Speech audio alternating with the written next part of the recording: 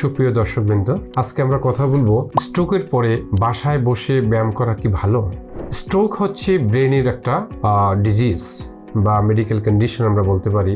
সাধারণত হাইপারটেনসিভ, যাদের high blood pressure অথবা এইজিংয়ে যাদের ব্লাড ফ্লো কমে যায় ব্রেনে, তাদের ক্ষেত্রে সাধারণত এটা হয়।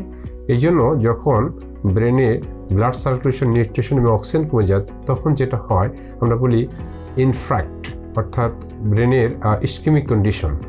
আরেকটা হচ্ছে যখন ব্লাড ভ্যাসেলগুলি টিয়ারিং হয়, যেই ধমনী বা শিরা দিয়ে রক্ত চলাচল করছে ব্রেনে, সেটা যখন টিয়ারিং হয়, তখন যখন স্ট্রোক করে, ওইটা টিয়ারিং অর্থাৎ ব্লাড ভ্যাসেলগুলি ছেড়ে, সেটাকে আমরা বলি হেমোরেজি। দেখেন স্ট্রোকটা হচ্ছে কিন্তু ব্রেনের, যেটা আমি বলতে চেয়েছি। হটেবার বাসায় বসে যারা আসলে ব্যায়াম করাচ্ছেন, তারা আসলে অনেকে না বুঝেই করাচ্ছেন এবং সেটা কিন্তু কোনো মেডিকেল সায়েন্স সাপোর্ট করছে না, সেটা কিন্তু আসলে সায়েন্টিফিক না। কারণ মনে রাখতে হবে, স্ট্রোকের পরে যে এক্সারসাইজগুলি করানো হয় সেটা just like a medicine, so সেটা হতে হবে সঠিক। আর মনে রাখতে হবে, স্ট্রোক হচ্ছে ব্রেনে, যেটাকে আমরা বাংলা বলি পক্ষাঘাতগ্রস্ত। এবং যদি এরকম ব্রেনে স্ট্রোক করে, সেক্ষেত্রে আমরা দেখি এক সাইড প্যারালাইসিস অথবা প্যারালাইজড হয়ে যায়, অর্থাৎ হাত এবং পা একেবারে অচল হয়ে যায়, অর্থাৎ নাড়াচাড়া করতে পারে না অথবা কিছুটা নাড়াচাড়া করতে পারে। এই ক্ষেত্রে আসলে সরাসরি যেটা করা দরকার, ইমার্জেন্সি ম্যানেজমেন্টের পরেই একজন বিশেষজ্ঞ ফিজিওথেরাপিস্টের সরাসরি তত্ত্বাবধানে আসলে ট্রিটমেন্ট করা উচিত। বাসায় তো নয়, ইভেন কি এমন কোনো সেন্টারে যাওয়া যাবে না যেখানে গ্রাজুয়েট ফিজিওথেরাপিস্ট নেই। কারণ ম্যাক্সিমাম ক্ষেত্রে এখন দেখা যাচ্ছে যে স্ট্রোকের রোগী যে ভালো হচ্ছে না, তার পিছনে কারণ হচ্ছে যে ম্যাল ট্রিটমেন্ট। কারণ যত্রতত্র আসলে ফিজিওথেরাপি সেন্টারও হচ্ছে এবং যে যার মতো ফিজিওথেরাপি দিয়ে যাচ্ছে। কারণ মনে রাখতে হবে, physiotherapy is the modern treatment এবং এটা হতে হবে এভিডেন্স বেসড, জার্নাল বেসড। কারণ এখানে কি হয় ব্রেনে, আসলে ব্রেনের যেটা টিস্যুগুলি ন্যাচারালি আমরা বলি নিউরোপ্লাস্টিসি ডেভেলপমেন্ট হয় এবং একই সাথে যখন ফিজিওথেরাপি অ্যাপ্লাই করা হয়, তখন সেখানে কিন্তু নিউরোপ্লাস্টিসিটি ডেভেলপের মাধ্যমে যে নার্ভ সেলগুলি ড্যামেজ হয়ে গেছে, সেগুলি তো নষ্ট হয়েছে, যেগুলি এক্সিস্টিং আছে সেগুলি ব্রাঞ্চ দিয়ে ওই জায়গাটাকে অকুপাইড করে দেয়, যার জন্য ফাংশনটা নর্মালাইজড হয়ে যায়। তখন কিন্তু হাত পায়ে নড়াচড়া শুরু হয়। মনে রাখতে হবে, একটা স্ট্রোক রোগী যদি সঠিক ফিজিওথেরাপি পায়, তাহলে সেক্ষেত্রে কিন্তু তার সর্বোচ্চ ম্যাক্সিমাম ভালো হতে সময় লাগে 3 থেকে 4 মাস। কিন্তু যদি এরকম দেখা যায় যে ইমার্জেন্সি ম্যানেজমেন্টের পরে কেউ বাসায় যে নিজের মতো করে ব্যায়াম করছে, সেটা আসলে সঠিক হবে না। এই জন্য বাসার লোক তো আসলে মেডিকেল সায়েন্সে পড়াশোনা করেন নাই। এটা অবশ্যই সায়েন্টিফিক্যালি এবং জাস্ট লাইক এ মেডিসিনের মতো হতে হবে। আমরা প্রায়শই দেখি যে এই ধরনের পেশেন্টগুলি বাসায় যখন যে নিজের মতো এক্সারসাইজ করে, তখন দেখা যায় এক পাশের যে কাঁধ এটা ঝুলে যাচ্ছে, হাত পা বেঁকে যাচ্ছে। কারণ মনে রাখতে হবে, স্ট্রোক রোগীর জন্য অনেকগুলি জিনিস কিন্তু আসলে করা যাবে না। যেমন এক্সেসিভ লাইট রাখা যাবে না, সিনথেটিক ড্রেস পরানো যাবে না, কালারফুল জিনিস এগুলি কিন্তু পরানো যাবে না, সামনে রাখা যাবে না, হট কোল্ড এগুলি রাখা যাবে না, অতিরিক্ত সাউন্ড এগুলি কিন্তু তার জন্য খুবই কন্ট্রাইন্ডিকেশন, এগুলোকে অ্যাভয়েড করতে হবে। সো একজন বিশেষজ্ঞ ফিজিওথেরাপিস্টের শরণাপন্ন হয়ে তার তত্ত্বাবধানে যখন ফিজিওথেরাপিটা অ্যাপ্লাই করা হবে, তখন কিন্তু উনি জেনে বুঝে সায়েন্টিফিক্যালি এটা গ্রাজুয়ালি স্টেজ বাই স্টেজ, কারণ স্ট্রোক রিহ্যাবিলিটেশনের জন্য কতগুলি স্টেজ আছে। যেমন অ্যাকুইট স্টেজে আমরা কিছুটা ট্রিটমেন্ট করি, সাব অ্যাকুইটে কিছুটা করি এবং ক্রনিক স্টেজে কিছুটা করা হয়, যেটাকে আমরা বলি রিহ্যাবিলিটেশন। একটা পেশেন্টকে ফাংশনালাইজড করার জন্য, আমাদের ব্রেনকে যেমন স্টিমুলেট করার জন্য আমাদের অত্যাধুনিক যে মেশিন, সেটা হলো TMS, ট্রান্সক্র্যানিয়াল ম্যাগনেটিক স্টিমুলেশন। আর কিছু ম্যানুয়াল থেরাপি রয়েছে, যেগুলি দিয়ে আসলে ব্রেনের সেলগুলোকে স্টিমুলেট করা হয়। বাট যখন এই ব্রেনে এগুলো স্টিমুলেট করার পরে ব্রেন সিগন্যাল পেয়ে যায়, ব্রেন যখন সিগন্যাল দেয় হাত এবং পাকে, তখনই কিন্তু এগুলি নাড়াচাড়া করতে থাকে, হাত পাগুলি তখন মুভমেন্ট হতে থাকে। কিন্তু হঠাৎ দেখা যায় সবাই যে মূল ট্রিটমেন্ট ব্রেনের, সেটা না করে যেটা করা হচ্ছে যে হাত পায়ের প্যাসিভ এক্সারসাইজ করানো হচ্ছে, মানে কেউ করিয়ে দিচ্ছে। এই যে করিয়ে দিচ্ছে, স্ট্রোক রোগীদের জন্য কিন্তু প্যাসিভ মুভমেন্ট একেবারেই নিষেধ।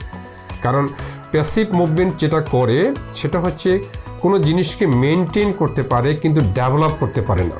So be careful. কারণ আমরা চাচ্ছি যে একটা স্ট্রোক রোগীর আগে সব কিছু পারত, এখন তাকে আবার এডুকেশন দিয়ে তাকে আবার পুনরায় আগের মতো কর্মক্ষম করে তোলা। তাহলে তাকে যদি আমাদের ডেভেলপ করতে হয়, তাহলে অবশ্যই পেশেন্টকে দিয়ে আমাদের কিন্তু এক্সারসাইজটা করাতে হবে এবং সেটার জন্য আমাদের অনেকগুলি ম্যানুয়াল অ্যাপ্রোচ রয়েছে। সেই ফাংশনাল মুভমেন্টগুলি, ফাংশনাল যে ট্রেনিং সেটা দিতে হবে, তাকে গেট ট্রেনিং দিতে হবে, তাকে ব্যালেন্স কোঅর্ডিনেশন ট্রেনিং দিতে হবে, তাকে ওয়েট বেয়ারিং ট্রেনিং দিতে হবে, তাকে এডিএল অ্যাক্টিভিটিস ডে লিভিং, অর্থাৎ প্রত্যেকটা কাজ যেটাকে আমরা বলি সিআইএমটি, কনস্ট্যান্ট ইনডিউস মুভমেন্ট থেরাপি, অর্থাৎ যেই পার্টটা তার ভালো, অর্থাৎ এক সাইড তার ভালো থাকে সেই সাইডটাকে স্টপ করে দিয়ে অ্যাফেক্টেড সাইড দিয়ে তাকে ফাংশন করানো।